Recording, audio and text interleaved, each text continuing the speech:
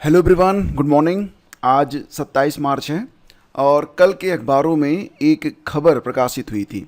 अब ये जो खबर है ये सवालों के दायरे में आ गई है। एग्जैक्टली क्या है ना, अखबार पहले बड़े ही विश्वसनीय हुआ करते थे, लेकिन अब मुझे लगता है ना कि यहाँ पर क्रॉस वेरिफिकेशन होता नहीं है। ये खबर इस चैनल पर भी चलाई गई। मैं आप लोगों से क्षमा चाहता हूँ कि ये खबर आप लोगों को भी मैंने प्रसारित की थी।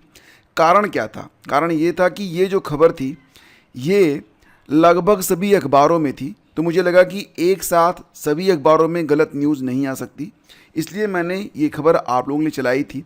लेकिन अब पुनः आप लोगों से एक नई अपडेट के साथ मिलना चाहता हूँ।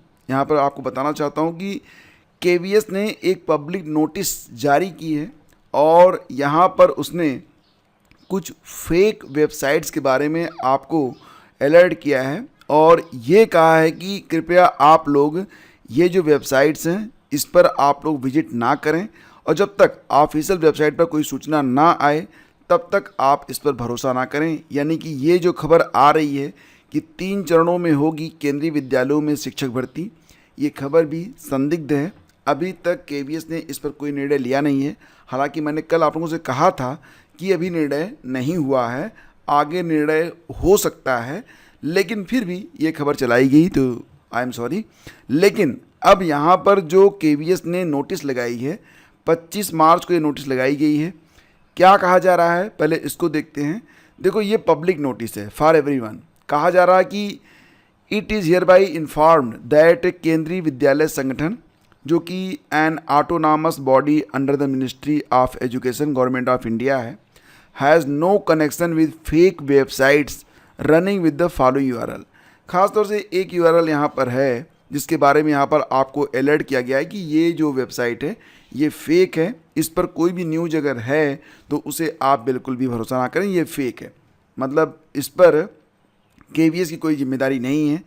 तो ये वेबसाइट कौन सी है? ये वेबसाइट है केंद्रीय बाल शिक्षा केंद्र .in। तो ये जो वेबसाइट है केवीएस ने कहा है कि ये हमारी वेबसाइट नहीं है, ये फेक वेबसाइट है। इस पर जो भी खबरें प्रकाशित हो रही हैं उस पर बिल्कुल भी भरोसा ना करें। देखो क्या होता है ना कि जो लोगो, ये जैसा कि आप लोगो देख पा रहे हैं ना, ये लोगो तो गूगल में आप सर्च करो आपको मिल जाता है। बड़ी ही सावधानी से और बड़ी ही कुटिलता के साथ लोग इसका जो प्रयोग है वो फेक न्यूज़ फैलाने, फेक वेबसाइट बनाने में कर रहे हैं। तो फिलहाल जो चीज़ें संज्ञान में आती हैं उस पर कार्रवाई भी की जाती है, लेकिन आपको भी यहाँ पर अलर्ट रहने की ज़रूरत है। जो ऑफिशियल वेबसाइट है www.kvsangathan.nic.in, यही वेबसाइट है। इसके इतर अगर कोई और वेबसाइट आपको शो होती है उस पर आपको भरोसा नहीं करना है। Therefore general public is hereby cautioned against such fake websites and information available to these websites has no connection with Kendriya Vidyalaya Sangathan. Any person dealing with such unscrupulous elements will be doing so at his her own risk and cost. In this case, Kendriya Vidyalaya Sangathan shall no way be responsible for the consequences thereof. तो ये news है। आप लोग थोड़ा सा देखो, अभी मैंने कल आप लोगों से कहा भी था कि अगर आप केवीएस की तैयारी कर रहे हैं तो उम्मीद है कि केवीएस के लिए अप्रैल के पहले सप्ताह में आपको कुछ पॉजिटिव न्यूज़, कुछ विज्ञापन, भर्तियां कब आ रही हैं, ये सब जानने को मिल जाएगा। और तब तक आप लोग जो पैटर्न वर्तमान में है, एक आपका रिटन एग्ज़ाम होता है प्लस आपका इंटरव्यू और डॉक्यूमेंट वेरिफिकेशन होता है, इसी पैटर्न पर आप लोग अपनी तैयारी करते रहें। यानी कि अभी तक जो सिलेबस अवेलेबल है उसी सिलेबस के आधार पर तैयारी करें। प्री मेंस इंटरव्यू पर ना जाएं।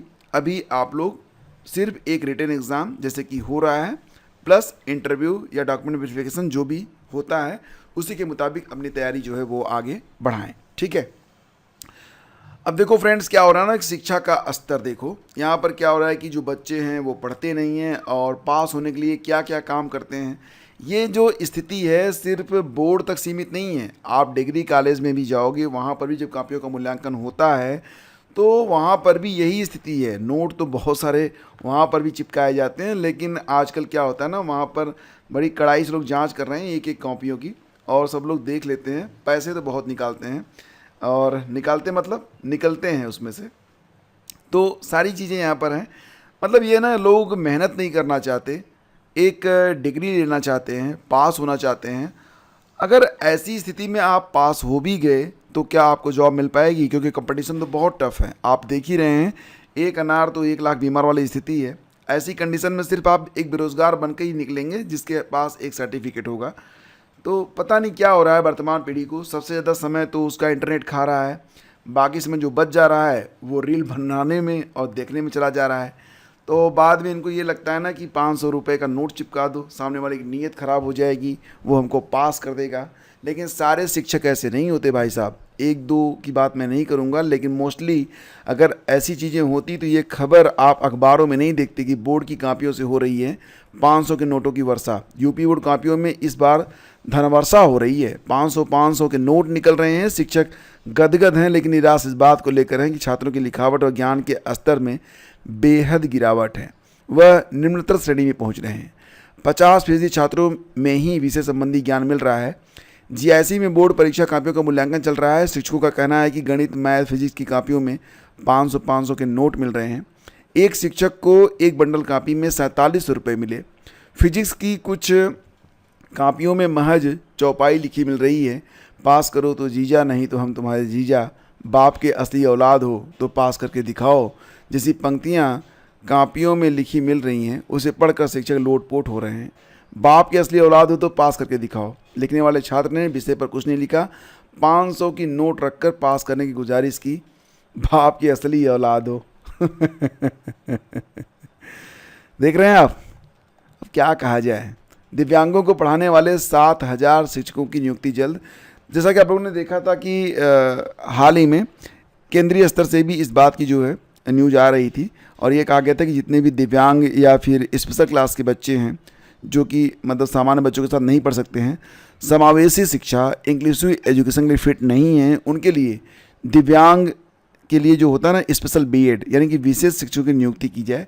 तो फिलहाल ये शुरुआत हो रही है और खबर मिल रही है कि बिहार में 7,000 पदों पर ये भर्ती शुरू होने वाली है, और ये भर्ती बीपीएससी के द्वारा की जाएगी, बिहार लोक सेवा आयोग के द्वारा ये भर्ती की जाएगी। अब देखो, बिहार में जो अगला चरण होने वाला है शिक्षक भर्ती का, क्या उसमें डोमिसाइल लागू होगा? फिलहाल अभी तक तो इसके बारे में कोई खबर नहीं है, और पूरी उम्मीद है कि TRE 4 में भी जो अदर स्टेट के हैं स्टूडेंट वो अप्लाई कर पाएंगे। हालांकि बिहार लोक सेवा आयोग द्वारा प्रकाशित परीक्षा फल में राज्य के मात्र 44 अभ्यर्थियों जबकि दूसरे राज्य के 121 अभ्यर्थियों को, जिसका औसत अनुपात 26% रहा, तथा मतलब कि अदर स्टेट के 74 और बिहार के 26%। अब ये आंकड़ा कैसे सामने आ रहा है आई डोंट नो, बिकॉज जो अदर स्टेट के बच्चे बिहार में जा भी रहे हैं तो आपने देखा कि पहली बात तो ये है कि बिहार में भी जो बिहार के लोग हैं जनरल के अनारक्षित श्रेणी के, उनको कुछ विशेष छूट मिल जाती है। जैसे कि वहाँ की जो महिलाएं हैं अनारक्षित श्रेणी की, सामान्य कैटेगरी की, उनको 82 नंबर पर, CTET में 82 नंबर पर उनको जो है ले लिया जाता है। अदर स्टेट के आप हैं जनरल में भले ही आ रहे हैं लेकिन 90 नंबर मांगा जाता है, तो पहले तो आप यहीं बाहर होते हैं। दूसरी बात यह कि जो सीटें वहाँ पर रिज़र्व हैं वहाँ के कैटेगरीज़ के लिए, OBCs हैं, EBC है, SC ST है, तो यहाँ पर तो अदर स्टेट वाले आवेदन कर नहीं पा रहे हैं। कुछ सीटें हैं, बहुत नॉमिनल परसेंट है जिस पर अदर स्टेट वाले आवेदन कर पा रहे हैं। तो ये आंकड़े कहाँ से आ रहे हैं भाई साहब कि दूसरे राज्य वाले वहाँ पर भर जा रहे हैं। खैर, ये सारी चीज़ें यहाँ पर चलती रहेंगी और नेतागिरी भी तो होनी चाहिए ना। फिलहाल अच्छी बात यह है कि बिहार के चौथे चरण में अगर आप अदर स्टेट से हैं तो भी आप यू कैन अप्लाई, कोई दिक्कत नहीं है। डोमिसाइल नीति अभी लागू नहीं है और ना ही लागू होने की कोई संभावना है, ठीक है। रीट आंसर की जारी कर दी गई है, 31 मार्च तक आप आपत्तियां लगा सकते हैं। 5 प्रश्नों में बोनस दिया गया है और 7 सवालों में 2 विकल्प सही माने गए हैं। तो यहाँ पर जो गलतियाँ हैं वो RBSC ने खुद ही पकड़ी हैं और ये कहा है कि ये जो गलतियाँ हैं इनमें अभ्यर्थियों को बोनस मार्क दिए जाएंगे। 7 सवाल ऐसे हैं जहाँ पर 2-2 ऑप्शन सही हैं, तो इन दोनों ऑप्शन में से अभ्यर्थी ने जो भी चुना होगा उसे सही मान लिया जाएगा। तो रीट के बारे में यहाँ पर बात हो रही है। आप रीट के लिए जो आंसर की आई है उस पर 31 मार्च तक अपनी आपत्ति जो है वो लगा सकते हैं। और शिक्षा सेवा चयन आयोग के लिए पहली परीक्षा का सफल आयोजन चुनौती, आप जानते ही हैं कि शिक्षा सेवा चयन आयोग के द्वारा जो पहली परीक्षा होने वाली है UPSC असिस्टेंट प्रोफेसर विज्ञापन संख्या 51 के अंतर्गत, तो कुल 6 जिलों में परीक्षा करवाई जाएगी, आगरा, मेरठ, लखनऊ, गोरखपुर और वाराणसी के। तो प्रयागराज में भी ये परीक्षा होनी है। लेकिन अब यहाँ पर क्या है कि जो बच्चे हैं कम है, ज़्यादा नहीं है, 82,000 बच्चे हैं। हालांकि आवेदन 1,14,000 भी थे, लेकिन फाइनली 82,000 ही परीक्षा दे पाएंगे। इसमें कुछ और भी वजह हैं, जैसे कि बीएड का जो असिस्टेंट प्रोफेसर है वो अभी परीक्षा नहीं हो रही है, उस पर जो परीक्षा है उस पर निर्णय आयोग के द्वारा बाद में लिया जाएगा। कुछ बच्चों ने यहाँ पर ये पूछा है, कुछ छात्रों ने, कुछ अभ्यर्थियों ने ये पूछा है कि जो बीएड असिस्टेंट प्रोफेसर हैं उनके लिए 2024 का एनसीटी का नॉर्म क्या है। तो इस पर हम चर्चा कर लेंगे अलग से, लेकिन फ़िलहाल आप ये मान चलिए कि अगर आपने बीएड किया हुआ है प्लस आपने एमए इन एजुकेशन और एमएड किया हुआ है तो आप आवेदन कर सकते हैं और आप एलिजिबल हैं। मतलब बीएड होना मस्ट है। अगर आप बीएड में असिस्टेंट प्रोफेसर बनना चाहते हैं तो बीएड होना मस्ट है। उसके बाद आपका पीजी चाहे एमएड से हो चाहे एमए इन एजुकेशन से हो। हालांकि कुछ अभ्यर्थी जो हैं वो सिर्फ एमएड को ही कर रहे हैं कि बीएड में असिस्टेंट प्रोफेसर के लिए सिर्फ एमएड को ही मान्य किया जाए। लेकिन अभी तक जो मामला कोर्ट में गया है उसकी मुख्य वजह ये थी कि जैसे कि एजुकेशन से कुछ लोगों ने बीए कर लिया और फिर एजुकेशन से एमए कर लिया, तो वो लोग भी बीएड प्रवक्ता में आवेदन कर दिए थे। तो उसी वजह से ये जो मामला था वो कोर्ट में गया था। पहले पदों की संख्या बीएड असिस्टेंट प्रोफेसर की 75 थी, जो कि बाद में बढ़ाकर 93 कर दी गई थी। फिलहाल अभी बीएड असिस्टेंट प्रोफेसर की परीक्षा जो है वो 16-17 अप्रैल को नहीं हो रही है। तो पुलिस रेडियो संवर्ग में सहायक परिचालक भर्ती का परिणाम घोषित कर दिया गया है। 1374 पदों पर भर्ती में 274 महिला अभ्यर्थी भी शामिल हैं और कर्मशाला कर्मचारी के 120 पदों पर भर्ती का परिणाम भी जारी किया गया है। वेबसाइट पर सारे परिणाम उपलब्ध हैं और यू कैन वॉच, आप जाकर देख सकते हैं। ठीक है। और कल आपने देखा होगा कि शाम के टाइम देश भर में यूपीआई की जो सेवाएं थी थोड़ी बाधित हुई थी, यूजर्स परेशान हुए थे। फ़ोन पे, गूगल पे, पेटीएम ये सब काम नहीं कर रहे थे, लेकिन थोड़ी देर में ये चीज़ें ठीक भी हो गई थी। तो उसी के बारे में ये न्यूज़ है। एक न्यूज़ और भी यहाँ पर थोड़ी सी है कि जो अगर आप भीम यूज़ करते हैं तो उसका नया एडिशन आ गया है, भीम 3.0। खैर यूपीआई अब बहुत सारे लोग इस्तेमाल कर रहे हैं, लेकिन इस्तेमाल करते समय कुछ सावधानियां भी आपको बरतनी चाहिए।